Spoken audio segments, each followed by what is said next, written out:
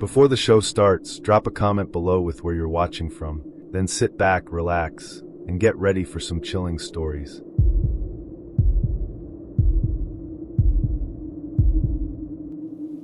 I remember the gas station lights flickering in the distance like a dying signal in the middle of nowhere. It was almost 10:45 p.m., and I'd been driving for hours, straight non-stop, from a conference in El Paso, trying to get home before midnight. My eyes were dry, my legs were sore, and the highway was nothing but a black ribbon stretching endlessly ahead of me. When I saw the glowing Chevron sign off the road, I figured I'd pull over, grab a bottle of water, hit the restroom, and fill up the tank. As I slowed down and turned into the lot, I noticed something that didn't sit right. There was only one other car there, an old, black Lincoln Town car, parked way off in the corner under a broken light. No driver in sight. The place itself looked off. Too quiet, too empty. But I was exhausted and trying to rationalize everything. It's just late. Just a quiet stop on a quiet night. I stepped out of my car, and the dry heat hit me like a wall. Texas at night can still feel like an oven. The gas pump beeped as I slid in my card, and while it started filling the tank, I made my way to the store. That's when I saw him. A man was sitting inside the black Lincoln now, window rolled halfway down, a cigarette glowing between two fingers. He didn't blink, just stared. His face was partially hidden by the shadows and the brim of a trucker cap. I looked away fast, pretending not to notice, and kept walking. The door to the convenience store creaked as I entered. The guy behind the counter didn't even glance up, just kept watching something on his phone. I grabbed a bottle of water, paid in cash, and asked for the restroom key. He handed it to me on a long piece of wood, barely acknowledging me. The restroom was outside, around the back of the building. I hesitated before opening the door, feeling that nagging itch on the back of my neck like I was being watched. Still, I went in, locked the door, and splashed cold water on my face. I must have stayed there longer than I thought, trying to shake that crawling feeling. When I stepped back out, I froze. The black Lincoln had moved. It was now parked closer, much closer, facing the back of the building. I swallowed hard and forced myself to keep walking, acting casual. I didn't want to panic. Maybe it was just some random guy also on a long drive. Maybe I was overreacting. I got into my car, locked the doors, and quickly drove off without looking back. For a few minutes, I felt relief wash over me. The highway stretched out again, dark and empty, the hum of my engine the only sound. Then I saw the headlights. Far behind me, but definitely there. I sped up. The lights sped up too. The road curved and narrowed. No other cars. No towns. Just miles of blacktop cutting through nothing. I tapped my steering wheel nervously, watching the car in the rear view. He wasn't tailgating. Not close enough to call attention. But always there. Always keeping pace. Always watching. It wasn't until I took an unexpected exit, one I hadn't planned to take, that my stomach dropped. I didn't use a signal. I turned at the last second. He turned too. That's when I knew. I was being followed. The road I turned onto was narrow, uneven, and barely lit. A dusty service road that curved through low brush and scattered trees. I hadn't meant to take it. I just panicked. My heart was slamming against my chest so hard I could hear it in my ears. I kept checking the rearview mirror, and every time the black Lincoln was still there. Not speeding. Not honking. Just following. I tried calling 911, but of course no signal. The bars on my phone were gone the moment I left the main highway. I cursed under my breath and glanced down for just a second, barely long enough to unlock the screen. When I looked back up, my headlights caught something in the road. A dead deer, mangled and bloated.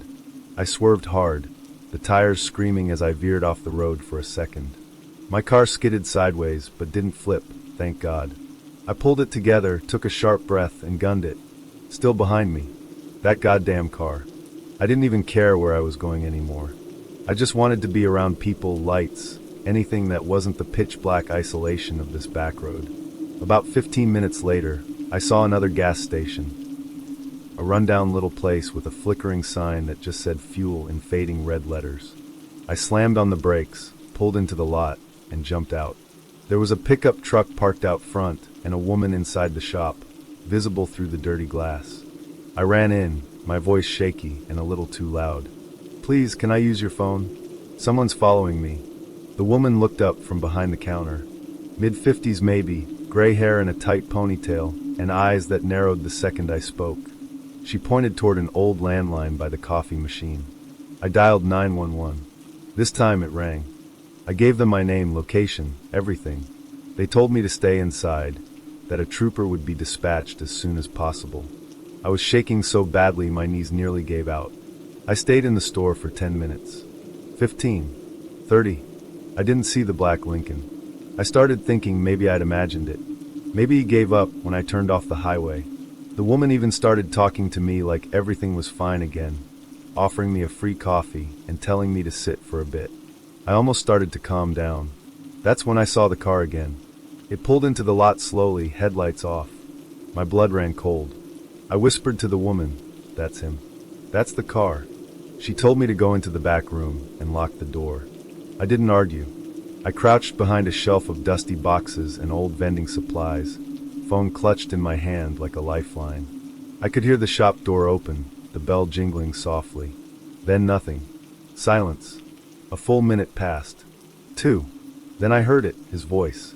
Calm, low, like someone trying not to spook a deer. "Evenin'. Just passing through. My car's overheating a bit. Mind if I top off some coolant?" I couldn't see anything. Just his voice, way too close. The woman's tone didn't change. "We don't sell coolant here. Closest auto store's 20 miles out." More silence. Then footsteps closer to the back. I pressed my back to the wall, every nerve in my body screaming. I reached for something, anything, and grabbed a metal flashlight off a nearby crate. Then another sound. Sirens. Distant but getting closer. The bell above the shop door jingled again. Fast. Like someone leaving in a hurry. I waited another few minutes before stepping out, still holding the flashlight like a weapon. The woman pointed out the window. He peeled out the second he heard the cops. The state trooper pulled in seconds later, lights flashing. I told him everything. Every single detail. He wrote it all down, asked about the car, the plate, though I hadn't been able to get the full number. A few days later, I got a call from a detective. Apparently, I wasn't the first. They'd received 2 other reports of a black Lincoln Town car tailing women near isolated gas stations across the state. One woman was still missing. The other turned up 4 days later, disoriented and terrified. Said she'd been kept somewhere underground. They never caught him. I moved apartments. I changed my route home. I even stopped driving alone at night. But sometimes, when I'm walking out of a store late, I still feel it. That cold feeling at the base of my spine. And every so often, I swear I see a black Lincoln Town car parked just a little too far from the lights. Just watching.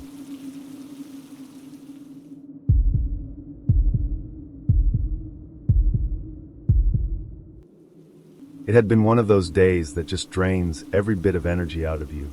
Long meetings, a flat tire in the morning, and some idiot cutting me off in traffic on the way home. By the time the sun dipped below the tree line, I still had an hour's drive left and zero patience.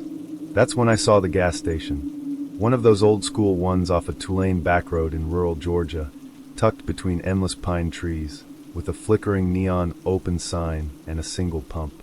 I figured I'd stop real quick, grab a Gatorade, stretch my legs, maybe hit the restroom before pushing through the last stretch. The place was quiet. Too quiet.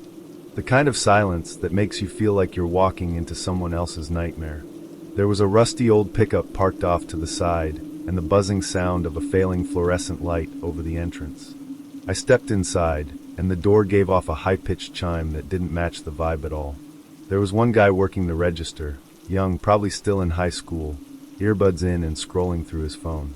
I gave him a nod, wandered through the narrow aisles, and grabbed a drink.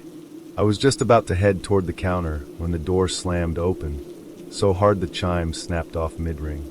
A man stormed in, hood up, face partially covered by a faded bandana.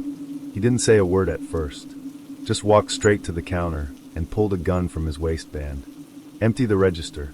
"Now," he barked, waving the gun like he'd done this before. The kid behind the counter froze, then fumbled to pause whatever was playing in his ears. "WH what?" I said, "Empty the fucking register." I ducked back into the aisle without thinking, heart in my throat, crouching low behind a rack of motor oil and dusty windshield wipers. My bottle slipped from my hand and rolled a few inches before I snatched it back. The man didn't notice me, not right away. The kid opened the register with shaking hands and started stuffing bills into a brown paper bag the guy tossed on the counter. I could hear him breathing hard, stuttering something about, "Take it all, just don't shoot me." Then I made a mistake. I shifted my weight and the floor creaked. The guy's head snapped in my direction like a predator catching scent. "Who's back there?" I froze. Didn't breathe. The kid didn't say anything, probably too terrified to speak.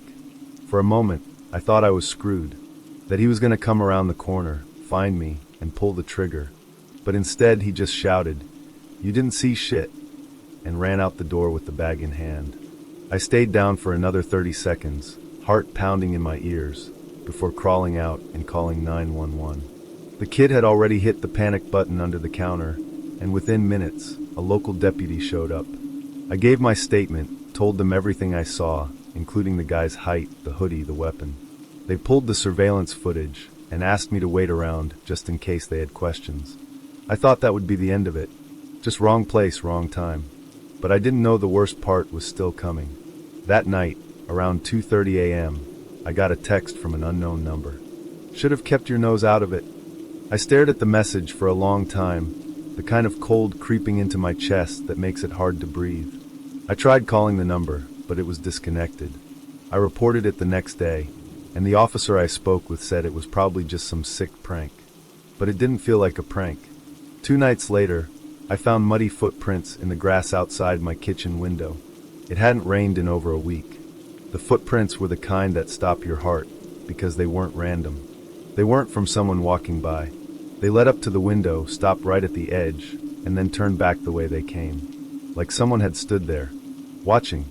I didn't sleep that night. The next morning, I checked my cameras, cheap motion sensor ones I'd installed a year ago when there'd been a string of car break-ins in the area. Nothing. No movement, no alerts. Which made me wonder, did he know where the blind spots were? Over the next few days, things got worse. I started seeing a black SUV parked 2 houses down late at night. Different tags each time. Once I even walked out to my driveway at 11 p.m. just to prove to myself I wasn't being paranoid. And the second I did, the SUV slowly drove away. No lights. Just rolled off into the dark like it had never been there. I called the cops again, gave them everything. The text, the footprints, the vehicles. But they kept saying the same thing. Without proof of a direct threat or trespassing, there's not much we can do. And that's what this guy was counting on. He didn't make mistakes. He didn't leave fingerprints. He didn't break in or vandalize anything. He just made his presence known over and over, like a silent warning. I changed my number, bought better cameras, started staying at a friend's house across town a few nights a week. But even then, one night, my friend caught someone standing near her mailbox on the Ring cam. Just standing, for nearly 5 minutes. No movement, no reason. We called it in. Cops came by hours later. No one in sight. The real breaking point came about 2 weeks after the gas station incident. I got home from work around 6:30 p.m. and unlocked my door like usual. But when I stepped inside, I instantly noticed something was off. Not messy, not broken, just wrong. The air felt disturbed, like someone had been inside. I checked the windows, all locked. Alarm system hadn't been triggered. But then I found it, on the kitchen table, right in the center, one of the gas station receipts I'd thrown away that night. Same store, same timestamp, just sitting there like a calling card. I didn't wait. I called the police again, this time demanding someone come immediately. They swept the house, found nothing, of course. Not a print, not a clue. They even brought out a detective this time, someone from a regional unit. He listened to everything. Finally, someone took it seriously. A few days later, they pulled new surveillance footage from nearby traffic cams, and guess what? They caught a partial plate on one of the black SUVs. That plate matched a rental under a fake name, but it led them to another vehicle abandoned on a logging road 2 counties over. Inside, the same hoodie from the robbery, same bandana. DNA matched a guy wanted in 2 other states for armed robbery, witness intimidation, and suspected kidnapping. They finally had enough to issue a warrant. He was picked up in Alabama 3 weeks later. using a fake ID and working under a new name at a junkyard. They said he had a list of names in his glove box. Mine was on it. Even now, months later, I still double-check my locks 3 times a night. I don't stop at gas stations after dark. And every time I see a black SUV in my rearview mirror, my heart skips a beat. I didn't choose to get involved. I just happened to be there. But that was enough. He saw me, and he never forgot.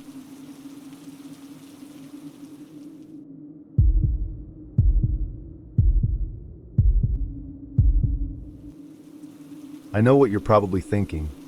Why the hell would you share a ride with a stranger across 3 states? And believe me, I've asked myself that question 1,000 times since. But back then, it made sense. I was broke, desperate to see my best friend in Colorado, and this guy, Mark, seemed normal. Nice even. We'd messaged back and forth on this travel forum for almost 2 weeks. He had a real profile, a few mutual connections, and he said he made that drive often for work. He even sent me a photo of his car. Clean silver sedan, nothing sketchy. So yeah, I went for it. The first few hours were fine. A little awkward, sure. He talked a lot, mostly about hiking, traveling, stuff like that. But nothing that set off alarms. He wasn't overly flirty or creepy. Just kind of intense. Especially when he talked about women who weren't grateful enough. That should have been the first red flag, but I just gave one of those polite, uncomfortable chuckles and let it go. We'd been on the road maybe 5 hours when we stopped at a gas station just past the New Mexico border. It was one of those isolated places, surrounded by dirt and silence, with a blinking sign that barely lit the gravel lot.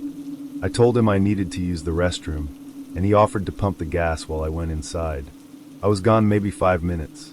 When I came back, the car was still there, but he wasn't. I waited another 5, 10, still nothing. The store clerk asked me if I was okay, and I said yeah, though my gut said otherwise.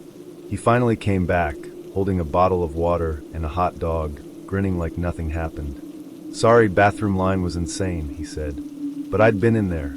The place was empty. I brushed it off, told myself I was overthinking. But then, as we got back on the highway, he started asking weird questions. Things like, you ever think about how easy it is for people to disappear out here? Or, if you had to run away, where would you go? At one point, I laughed and said, you're starting to sound like a serial killer, trying to lighten the mood. He didn't laugh back. Instead, he glanced at me and said, dead serious. Yeah, I get that a lot. That's when everything inside me shifted. I went quiet. He kept driving like it was nothing, humming along to some old country song on the radio. I tried to stay calm, tried to think. We were in the middle of nowhere, no towns, no exits, no people. About 20 minutes later, while he was rambling about some ghost town he wanted to check out, I opened the glove box, pretending to look for napkins or something. That's when I saw it, a folded piece of paper. I opened it slowly under the pretense of wiping my hands. It was a list, dozens of names, female names, with towns next to them, all crossed out. Except mine, Heather, Denver. The pen was still fresh. My blood ran ice cold. I carefully folded the paper back up and closed the glove box like nothing happened. I didn't speak. I just started planning. I watched the road signs, waited for the next gas station, the next anything. Anything with people. My heart was racing, but I kept my face still. I knew one wrong move could set him off. I couldn't scream, couldn't jump out. Not with the car going 70 miles an hour down an empty stretch of road. I had to wait. Be smart. Time it right. About 10 minutes later, I spotted a green highway sign up ahead. Gas 2 miles. My pulse spiked. I cleared my throat. Hey, I think I'm gonna be sick. That hot dog didn't sit right. He side-eyed me. Seriously? Yeah. I think I need to throw up or something, I said, holding my stomach, leaning into it. He rolled his eyes but started slowing down. Fine. There's a place coming up. We pulled into a dusty little gas station, just off the main road. A single pump. A tiny convenience store with metal bars over the windows. It looked like something out of a horror movie, but right now, it felt like salvation. He parked, and before he could say anything, I opened the door and stumbled out, holding my stomach like I was about to hurl. I jogged, half hunched, toward the side of the building. He followed. Hey, you good? He called after me. Want me to come with you? No, I snapped, louder than I meant. Just give me a sec. There was a side door to the store. I ducked inside and made a beeline for the cashier, a middle-aged guy with thinning hair and a sunburned face. His eyes lit up when he saw me barreling toward him. Help me, I whispered. I'm not sick. I'm in danger.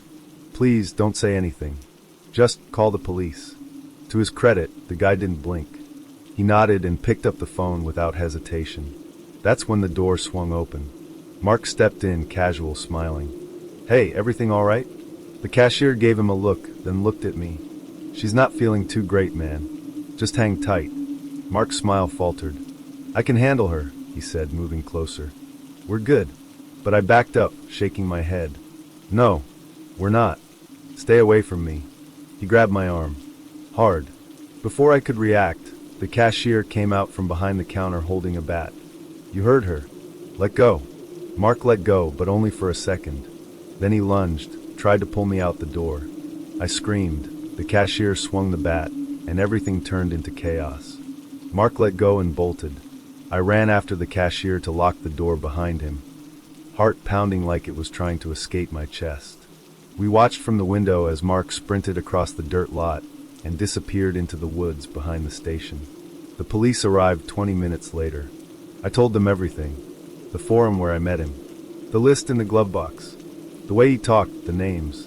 They ran his plates, found out the car was stolen. The ID he'd shown me? Fake. Turns out, he was already a suspect in 2 missing persons cases across Arizona and Utah. Young women. Same story, shared rides, vanished without a trace. For weeks, they searched the area, but he was gone. Vanished. Like smoke. And I couldn't shake the feeling that it wasn't over. A month later, I checked the forum. His profile was still active. Same car photo. Same pitch. Laid-back traveler heading west. Looking for a companion to split gas. New post. New destination. Different name. But the same danger.